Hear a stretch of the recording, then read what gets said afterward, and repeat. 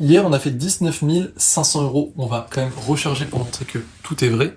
Et sur l'année, on a fait 4,69 millions d'euros. En vrai, c'est même plus, parce que là, c'est que les... Voilà, vous connaissez, c'est Stripe. Il n'y a pas les diamants bancaires. On a Alma aussi, donc il y a franchement au moins 500 000 euros en plus. Donc on a fait 5 millions d'euros au 2 décembre, au moment où je vous parle. Et je me dis, ce serait pas mal de récapituler cette année, de vous montrer ce que je pense utile pour générer de l'argent dans un business d'infoproduits. Moi, je vends une formation, un programme, un accompagnement dans le copywriting, mais sous forme cool, sous forme de tier list. Alors là, on dirait qu'on est à New York. C'est pas New York, c'est Nagoya. C'est une ville, franchement, que je pense qu'on connaît pas trop au Japon. On y reste un jour avant de passer à Fuji. Et je trouve ça cool, beau décor pour faire justement une tier list sur quels sont les meilleurs méta, les meilleures choses tout simplement à adopter, selon moi bien évidemment, en 2026 et par rapport à mon expérience sur 2025. C'est parti, l'intro est faite, on passe sur mon ordi avec un Loom qui est bien, moins bonne qualité sur la tier list. Go. Ok, du coup on se retrouve directement sur l'ordi. Petit Loom pour classer ces 17 méta d'infoproduits. Qu'est-ce qui est le mieux à faire en tant qu'infopreneur? Ça marche aussi si on est une agence. Je pense que les gens qui font de l'e-com pourront retrouver quelques pépites, peut-être, mais en tout cas c'est vraiment designé pour qu'est-ce qui a fait qu'en 2024 on a fait 2 millions de chiffre d'affaires avec 50% de rentabilité en infoproduit. Qu'est-ce qui a fait qu'on a plus que doublé avec la même rentabilité en 2025 et qu'est-ce qui va être intéressant à faire en 2026. Encore une fois, je dis pas que j'ai la science infuse, c'est juste selon mon expérience, est-ce que je trouve intéressant. Du coup, c'est marrant de voir toutes ces images différentes. Je me suis pris en vrai petite note, elle est là pour me rappeler à quoi correspond chaque image. Et on est parti pour classer. Donc on a le 8 figures, ça c'est vraiment le top du top. Voilà, ça c'est ce qui permet de faire, et c'est ce qu'on veut faire nous, 1 million par mois. Donc on va dire 833 000 euros par mois pour faire 10 millions à l'année. Ça c'est un mois au Japon sans rien faire. Ça c'est vraiment le truc absolu, le GOAT. Mais ça c'est quand même déjà très très cool. C'est ce que je vis là aujourd'hui. Je n'ai pas besoin de bosser pour que mon entreprise continue de rapporter de l'argent. J'ai mis en place un système qui permet de faire ça là aujourd'hui au Japon. Je suis là pour un mois, même un mois, une semaine. Ça c'est sympa, c'est cool, c'est sympa. Ça c'est ok. Franchement c'est amélioré. Là ça commence vraiment à voilà à faire chier. Et ça c'est jamais de la vie. Alors on va voir ce qu'on va classer. Là c'est la personal brand. Personal brand, les gens en parlent beaucoup. J'ai l'impression que ça veut tout et rien dire. Pour moi personal brand c'est surtout justement à partir de maintenant que ça va être important en 2026. En fait, clairement, c'est pour ça que j'ai mis Taylor Swift, je crois que c'était Hormozy qui en parlait, qui disait que voilà, tu pourras pas être plus riche que Taylor Swift parce que c'est Taylor Swift. Quand tu as ton nom, ton image qui devient une marque, ça commence à devenir très puissant. Clairement, c'est ce qui peut te faire atteindre le 8 figures, et même plus, mais c'est pas nécessaire, je le dis vraiment, pour atteindre les 100K par mois. Moi, je vais commencer en 2026 à bâtir ma personal brand comme il faut, c'est-à-dire en mettant vraiment les moyens, en étant sérieux, un petit peu à la Iman, au final Iman Gadi, en prenant un vidéaste, en faisant du bon montage, en faisant plusieurs chaînes YouTube, etc. Mais franchement, là par exemple, jusqu'à 500K par mois, on n'a pas eu besoin de ça, on a eu besoin d'un bon système. Justement, je vais en parler plus bas. Là, j'allais dire, on a eu besoin de ça, on a eu besoin de ça, mais pour pas spoiler, on va les classer à chaque fois par ordre. Russell Brunson, c'est forcément le webinaire. Le webinaire, moi je le dis sérieusement, c'est jamais de la vie. Je sais qu'il y en a qui jouent que par ça. Moi personnellement, jamais tu me fais faire, pas jamais de la vie, tu me fais faire un webinaire, mais tu me fais pas bâtir un système sur un webinaire, sur quelque chose où je dois être présent toutes les semaines. Là par exemple au Japon, le décalage horaire, si j'ai pas envie, si je sais pas la veille on s'est couché tard, etc. Tous les jeudis ou tous les dimanches, etc. Il y a pas un monde où je fais ça. J'ai pas envie. C'est pas quelque chose qui me plaît de devoir avoir quelque chose de fixe dans l'agenda à chaque fois. Et surtout que c'est pas ça qui apporte le plus de résultats. Bien sûr que si ça avait des résultats ahurissants comparé à d'autres systèmes, je me poserais la question, mais franchement, j'ai pas fait un seul webinaire de ma vie pour arriver à 500K, donc pour moi, c'est jamais de la vie le webi. Ça, c'est les petits produits, c'est le souk, des fois on va zoomer, c'est voilà, le souk, donc faire des petits produits, c'est un peu l'école. Alors là, je veux pas du tout mal en parler, parce que au contraire, moi, c'est quelqu'un qui m'a beaucoup apporté, et qui m'a fait me lancer dans l'entrepreneuriat. C'est un pote, franchement. Antoine BM, c'est un peu la méthode Antoine BM, c'est-à-dire de lancer plusieurs petits produits. J'ai longtemps été partisan de ça, parce que quand t'as pas une grosse audience, moi j'ai jamais été le plus fort à... Après j'ai jamais essayé non plus, mais j'ai jamais été... Du coup j'ai jamais eu de grosse audience. Aujourd'hui ça va, on a en tout cas une liste email qui est bien chargée, mais j'étais plutôt team, j'écoute mon audience, je crée des petits produits, j'en fais plusieurs, etc. En fait, c'est génial parce que ça apprend vraiment à tout faire. Ça t'apprend à créer des produits, ça t'apprend à faire du SAV, ça t'apprend le copy forcément, parce que tu vas devoir rédiger page de vente, email, ça t'apprend à faire des lancements, à gérer l'urgence, ça t'apprend à trouver des idées, à du coup itérer, à te renouveler. Pour moi, c'est un truc qui est ok, voire sympa. En fait, ça dépend de tout. Pour 2026, je pense pas que c'est quelque chose sur lequel il faille aller. On va parler justement de... Là, pour moi, ça c'est le gros produit. On verra où je le mets. Mais pour moi, c'est pas la bonne strat pour 2026. En fait, il faut comprendre que 2026, il va y avoir de plus en plus de concurrence. Ça va être encore plus dur de vendre, selon moi. En fait, je pense qu'il va y avoir un gros gap. J'avais déjà fait une vidéo dessus. Sur les personnes qui aujourd'hui font moins de 100K par mois. Et je pense, voilà, à des personnes qui sont bien en dessous des 100K, du style moins de 50K par mois. Ça veut pas dire que c'est mauvais, mais ça veut dire que ces personnes-là, selon moi, doivent plus travailler pour vite arriver à un système où en fait ils feront même pas 100K, ils feront 300, 500, parce que pour moi le gap va vraiment être comme ça, entre l'arrivée de l'intelligence artificielle qui va faire que l'information va devenir une commodité, entre le fait que les Français vont peut-être avoir un peu moins d'épargne, entre le fait qu'il va y avoir de plus en plus de concurrents, c'est déjà le cas, mais la tendance à l'infoproduit est en hausse, il y a de plus en plus de gens qui viennent, qui veulent prendre une part du gâteau, le gâteau est infini, mais ça reste que il y a quand même de la concurrence, et donc il faut tirer son épingle du jeu. Donc pour moi, il va falloir capitaliser, et justement, en tout cas, ouais, dans l'aspect contexte 2026, ça, de faire des petits produits, ça m'a amené jusqu'à 30 000 euros par mois. Je faisais entre 10 000 et 30 000 euros par mois. Une fois que j'ai mis justement les pubs, on va en parler, j'ai pu vraiment scale, et tout un système, et je vais mettre ici les éléments. Donc ça, en vrai, pour 2026, je le mettrai en OK. Et même, en fait, on peut presque le mettre en commence à faire chier, parce que au bout d'un moment, pareil, j'ai fait un podcast avec ma copine où elle en parlait, t'es constamment, en fait, tu crées rien. Tu crées de l'argent, tu prints de l'argent, print money, mais tu construis rien au final. Donc en vrai, je vais encore le descendre. Bien sûr, c'est ok pour faire de l'argent, mais pour 2026, pour une vision de vrai business, etc., pour être résilient, ça commence à faire chier. L'intelligence artificielle. Alors là, je sais pas vraiment où le placer. J'ai envie de le placer dans ça, et d'un côté dans ça, ou sympa. Donc je vais le mettre dans OK, parce que pour l'instant, personnellement, de l'IA pour les élèves, vraiment en termes de produits, pour améliorer l'expérience client, ça oui, ça c'est génial. Là, on développe notre propre intelligence artificielle avec un ingénieur, du coup, en IA. On fait pas des bons chats, enfin des bons prompts de ChatGPT. On crée pas non plus juste une IA à nous sur ChatGPT. Je vois certains concurrents de copywriting en parler comme c'était le Graal. Les gars, c'est juste ChatGPT. Pour ceux qui connaissent pas trop, c'est juste un GPT bien paramétré, bien vendu. Mais au final, si t'as pas ton IA propriétaire, si tu peux pas la nourrir comme tu veux, je te jure que ça va faire aucune différence. Nous, ce qu'on veut, tu vois, là sur cette chaîne d'entrepreneurs, je te parle à toi, businessman, enfin entrepreneur qui vend sûrement une formation en ligne ou qui a une agence, etc. Mon but, c'est que tu te dises, ils sont solides et ils donnent tout ce qui leur permet de faire de l'argent à leurs élèves. Donc effectivement, j'ai envie que tu comprennes ça et que dans ce cadre-là, on a envie de corriger plus vite, plus fort, plus intensément nos élèves. Et donc effectivement, on a des coachs, on dépense beaucoup d'argent dans le coaching, mais une IA qu'on développe pour ça, ça a été un choix très judicieux et justement on est en train de la mettre en place là en ce moment. Donc là pour le coup pour le produit c'est vraiment génial, c'est un truc, ça se placerait pas trop ici mais ça serait, en fait c'est à faire tout simplement, tu fais toujours le produit ce qu'il faut. Mais pour de l'IA du style sur LinkedIn, commenter les templates, les ressources pour, à un moment c'était le truc avec l'IA avec la banane, là je sais même pas comment ça s'appelle, banana, je sais plus quoi. Après il y avait N8N, là en ce moment je vois Arcade, c'est pas mal, les IA du GC, etc. En fait, pour moi du coup, c'est commence à faire chier. Parce que c'est une perte de temps. Parce qu'en fait, ça te défocus de te dire, ok, il faut que je sois productif, il faut que je mette en place plein de choses, il faut que j'automatise, alors que t'as pas encore le système, les fondations solides. Donc du coup, sincèrement, c'est pas quelque chose qui doit être fait quand t'as pas de fondations solides, quand t'as pas un excellent produit, quand t'as pas un bon marketing en place, quand t'as pas la bonne team qui va te permettre, une fois que t'as les deux, de scale. Donc franchement, encore une fois, nous, à part de l'IA pour l'expérience client, on a zéro IA à l'intérieur de la boîte. Certains me diront c'est une erreur, que je pourrais faire plus en faisant moins, etc.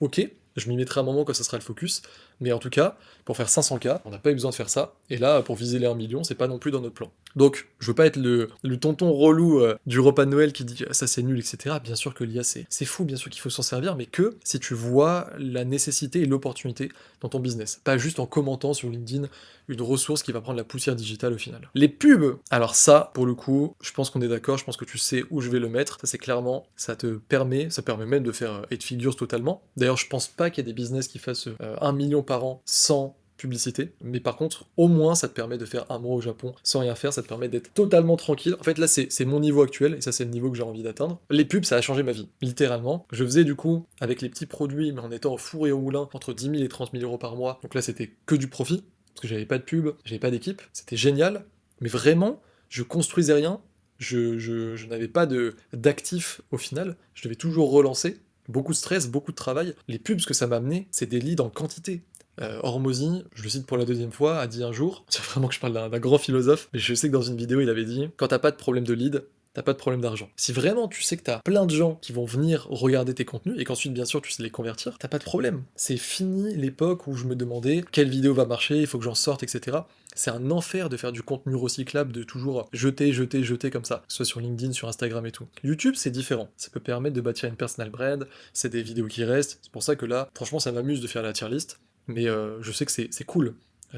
Si les gens vont trouver ça intéressant, il y aura quelques vues. Le peu de vues qu'il y aura, ce sera des gens qui seront qualifiés, parce que c'est des gens qui ont envie de voir, même si c'est sous couvert un peu divertissant, qui ont envie de voir mon avis, des méta, qui s'intéresseront à ça, etc. Donc ça c'est ok, bien sûr que c'est ok YouTube, mais ça doit toujours être pour moi fait en complément de publicité, parce que c'est pas compliqué, en fait il y a des gens qui ont peur de lancer des pubs, alors que une fois que tu as un bon produit et un bon positionnement avec un bon marketing, en fait c'est là que vraiment tu scales. Et donc nous aujourd'hui on a littéralement des centaines de milliers de personnes chaque mois qui nous découvrent, juste en payant, mais en payant ça, on en fait 8 à 12 fois plus encaissé. Donc ça c'est le Graal littéralement, comme ça. Et ça pareil je peux le mettre là, ça c'est la VSL. Donc là, c'est ma nouvelle VSL qui va arriver. J'étais sous détecteur de mensonges. On va casser le marché avec ça, les gars. VSL, là pour le coup, je le mets clairement au-dessus du Webi. C'est le système que j'utilise, c'est celui que je recommande.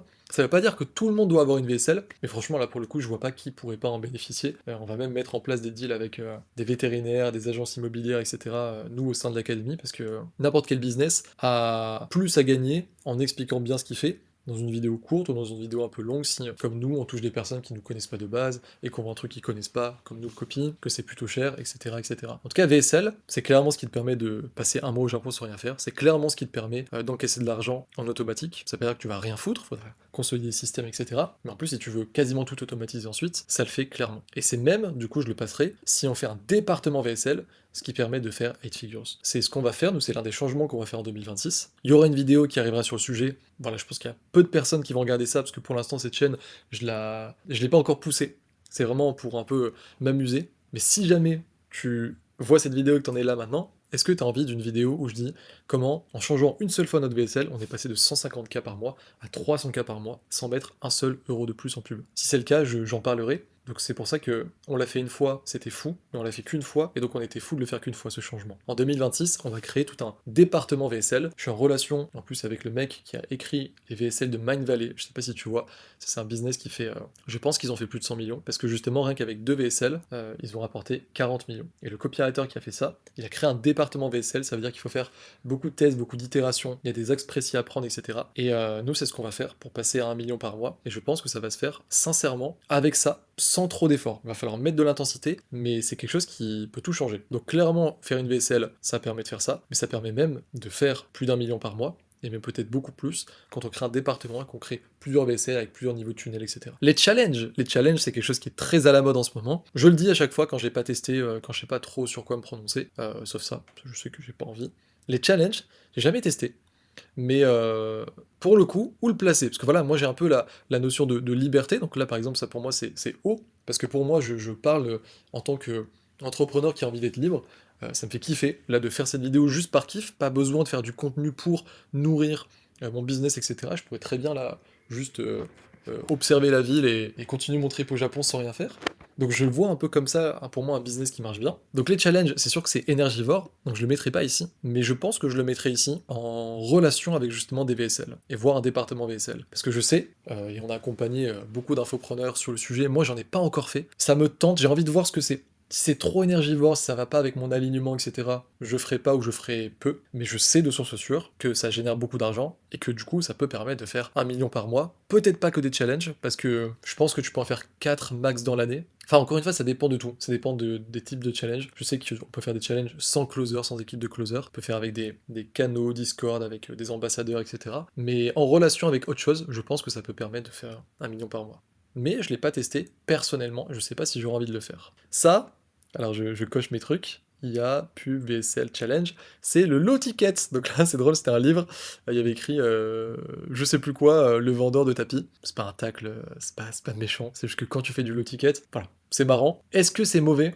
Moi je pense que je le mettrais, surtout en 2026, en ok, mais je pense même commence à faire chier. Pourquoi? Bah parce que, justement, si on regarde la tendance en 2026, il va y avoir de plus en plus, on a dit, de concurrents, et donc une perte de crédibilité sur le marché. Et donc, je vois pas pourquoi quelqu'un se lancerait dans le low ticket, mid ticket, alors qu'il pourrait justement faire du high ticket, il pourrait construire un programme magnifique, il pourrait ne faire que améliorer ce programme, et du coup, comme il fait que l'améliorer, comme il y a beaucoup d'accompagnement, comme il y a beaucoup de ressources, d'aura, en fait, et d'écosystème autour de ce programme, bah, il peut être vendu cher. C'est pas en fait high ticket parce que high ticket. Je suis pas dans cette.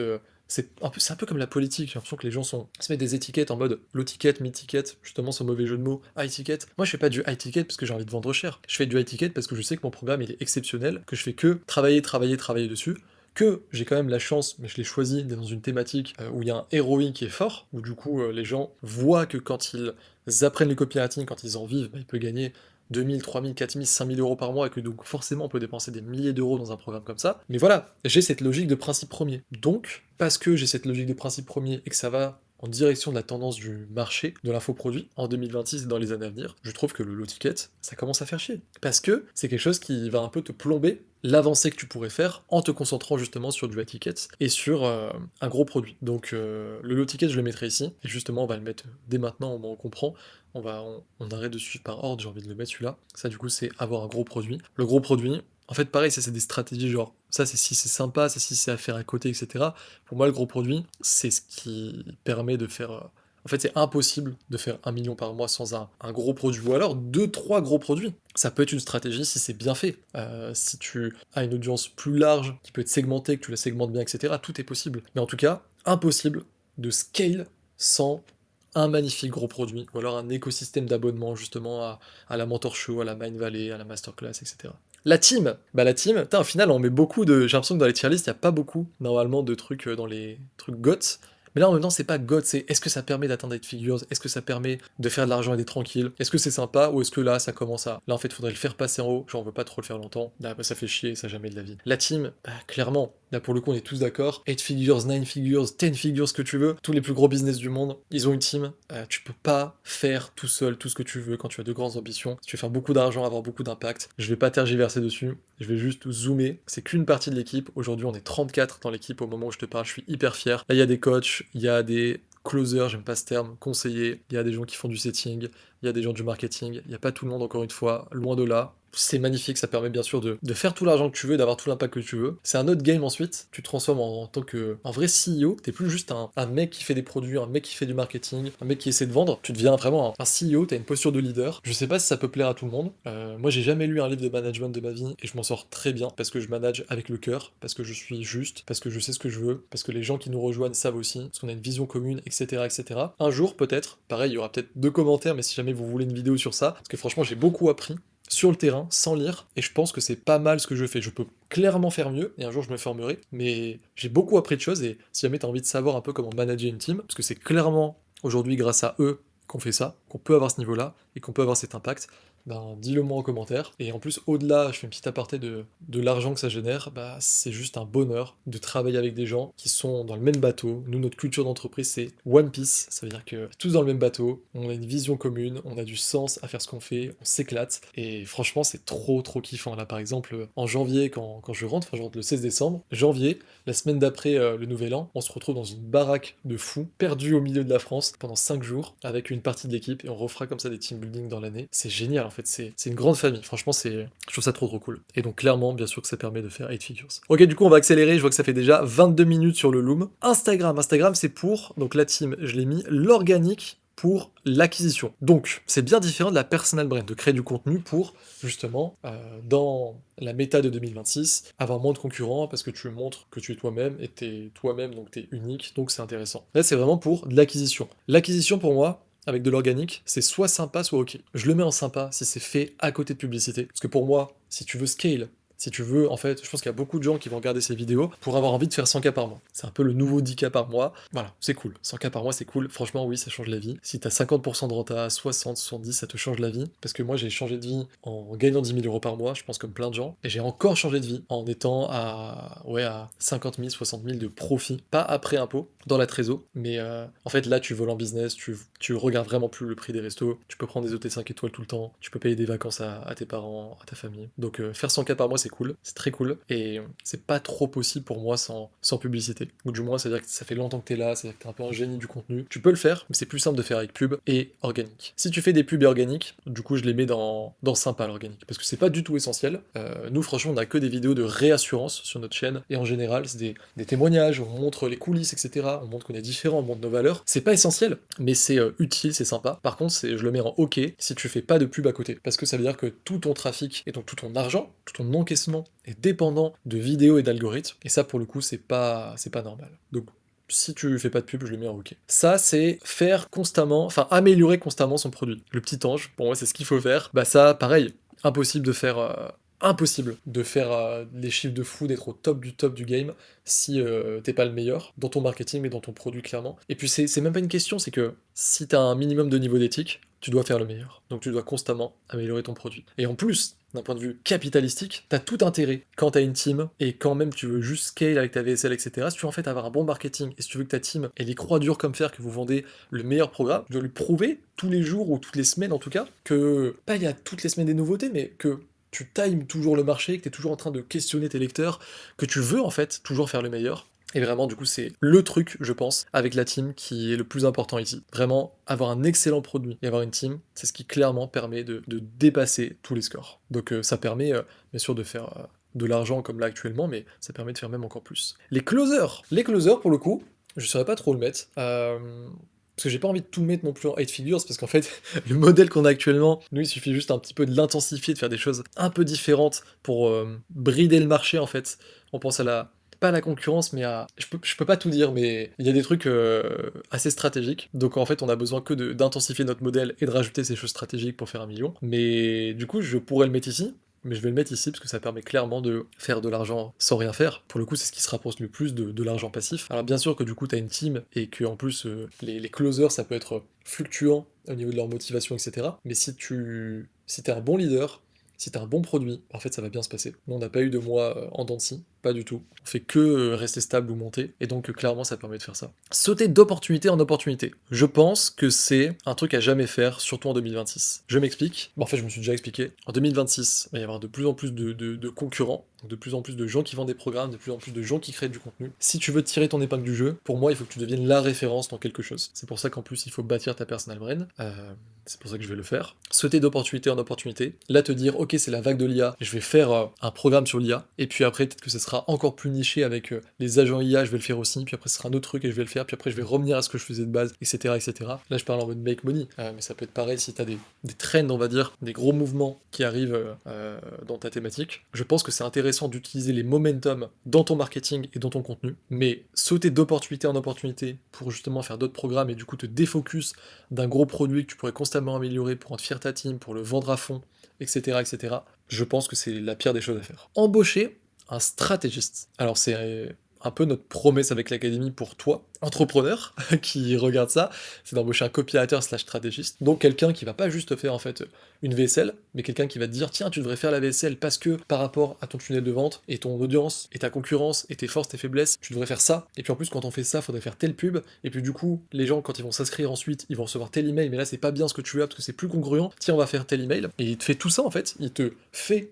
et il pense et il fait. Je vais pas dire que ça... Je vais pas prêcher pour ma paroisse à fond et dire « Ah, c'est 8 figures de fou », mais par contre, c'est clairement un mot au Japon sans rien faire. C'est très dur, je pense, quand on n'est pas soi-même copywriter ou qu'on pense pas à la stratégie de base, de faire 100 cas par mois, et surtout plus, sans avoir un stratégiste. Et ça, en plus, avoir un stratégiste, ça permet, si justement ton alignement, c'est d'avoir un business qui est comme le mien, c'est-à-dire élégant, minimaliste, dans le sens où t'as pas besoin d'être toujours présent, ça peut tourner en automatique, etc. Bah si t'as envie de ça, si tu lui expliques bien et que lui, il percute, nous en tout cas c'est ce qu'on leur donne dans l'académie, parce que je leur montre littéralement comment on fait dans l'académie, et avec tous les business aussi qu'on a accompagnés, parmi les plus gros infopreneurs, et ben si tu prends ça, ouais, tu vas clairement pouvoir faire un mot au Japon sans rien faire. Et ça, on parle de... voilà, Ah putain, j'ai plus de batterie justement. Mais je l'ai montré au début de la vidéo, on a fait 19 000 euros hier, j'ai rien fait. Hier, j'ai rien fait. On allait marcher dans la campagne, on a joué aux cartes, voilà, j'ai pas bossé. J'ai fait une vidéo parce que ça me plaisait, j'ai fait des pubs parce que ça me donnait envie, mais j'ai pas besoin de faire ça, c'est parce que vraiment ça me plaît et qu'il y avait le décor, etc. Japon, j'avais envie de jouer avec. Mais pour vendre, pour faire 19 000 euros, j'ai pas envoyé de mail, j'ai pas fait de SAV, j'ai pas closé, j'ai rien fait. Force d'un stratégiste. Ça, c'est l'alignement, être aligné. on sort du business, qu'est-ce que peut t'apporter le fait d'être aligné? Bah pour moi, je le mettrais même pas en high figure, je le mettrais au-dessus de tout. Parce qu'en fait, c'est ce qui va te permettre de te sentir bien dans ton business constamment et de pouvoir aller au plus haut palier. Ce que j'entends par là, c'est que si toi, quand tu me vois mettre Russell Brunson, quand tu me vois mettre le Webi en mode jamais de la vie, tu te dis, bah non, moi je kiffe les webinaires, ça me fait plaisir d'être en live, etc. Et puis ça me dérange pas de faire un truc toutes les semaines, mais c'est trop bien, vraiment, c'est génial. Moi, je vais pas te vendre la VSL parce que c'est notre système. De toute façon, tu peux recruter un copywriter stratégiste, donc il sait tout faire, ils sont formés sur tout. Là, on va prendre, je sais pas si je prends le meilleur en France ou international et qu'on traduit, parce que j'ai envie un peu de montrer avec les challenges d'Iman, comme on était au séminaire avec mon CMO et mon associé. En gros, je suis en train de voir qui va intervenir pour apprendre encore mieux que moi les challenges et les webis dans l'académie. Donc dans tous les cas, si toi t'aimes les webis, bah, on pourra le faire pour toi. Mais moi, je dis que j'aime pas ça. Donc je reste aligné avec mes propos. C'est pour ça qu'en fait, ça c'est le plus important, c'est d'être aligné. Moi, je sais que je veux un business qui me permet d'être libre, tout simplement. Si je veux bosser à fond, je le fais. Si je veux pas bosser, je le fais pas. Donc, tous les conseils que tu vas voir sur LinkedIn, sur YouTube, tout ce que tu te prends, pour moi, c'est très important de le faire constamment en étant aligné. Parce que ça, c'est ce qui te permet justement de, clairement, de mettre toutes les actions en place pour être bien dans ton business et pour en plus te sentir bien dans la vie. Donc oui, bien sûr que ça permet de faire 8 figures. Ça, en fait, c'est ouais, c'est un peu hors sujet, c'est un peu hors catégorie. En tout cas, ça m'énerve de le placer alors que c'est moi qui l'ai mis. Mais je le mettrai en catégorie. Tu peux faire 8 figures et tu peux faire 100K par mois sans être le plus heureux, sans être le plus aligné, mais je trouve que du coup c'est encore un autre truc, c'est pour être bien tous les jours dans ta vie.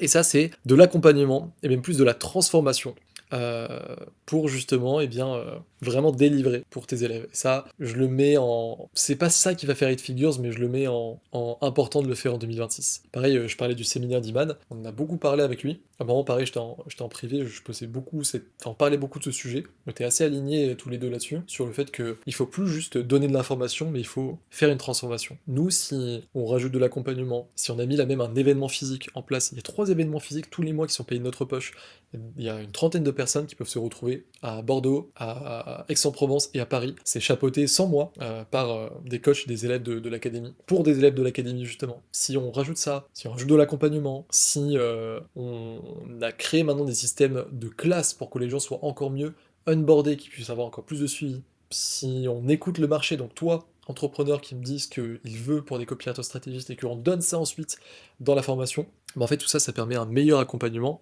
et une réelle transformation. Et quand t'as pas juste de l'info, quand t'as pas juste des gens qui disent « Ah, le programme est cool », mais que t'as des gens qui disent, pour notre cas en tout cas, « Putain, j'ai changé de vie ». Parce que là, j'ai trouvé un client le mois dernier, alors ça fait genre 3 mois, 4 mois que je suis dans l'académie, et je fais mes 2000 euros par mois, et j'ai bientôt un deal qui va se signer pour 1500 euros par mois, plus des commissions, je vais quitter mon emploi.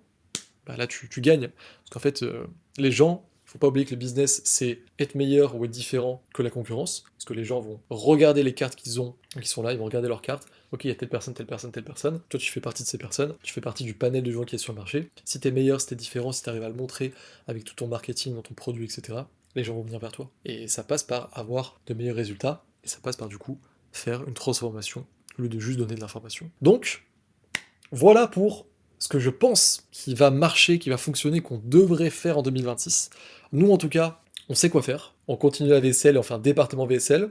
À mon niveau, à 500K, je trouve que c'est intéressant de commencer à faire de la personal brand parce qu'en plus, j'ai du temps, justement, parce que mon système est justement très automatisé, j'ai envie de dire, grâce à ça, grâce aux pubs, grâce aux closers, grâce aux stratégistes. Et donc, la VSL, c'est ce qui m'a clairement apporté ça, mais on va le pousser encore plus avec le département VSL. J'ai le temps de faire personal brand, j'ai le temps de tester, à voir. Je sais pas si je le ferai en mode jamais de la vie, ou si ça, je suis ok avec ça et ça me permettra de faire 1 million par mois, mais sans les challenges, je sais qu'on peut faire 1 million par mois. Donc on va dire que ça, en fait, c'est sympa. En vrai de vrai, c'est sympa. Mais je pense que ça peut aider à faire 8 figures, mais il n'y en a pas besoin. Le gros produit, par contre, il y a besoin de faire quelque chose de magnifique, comme le Parthénon.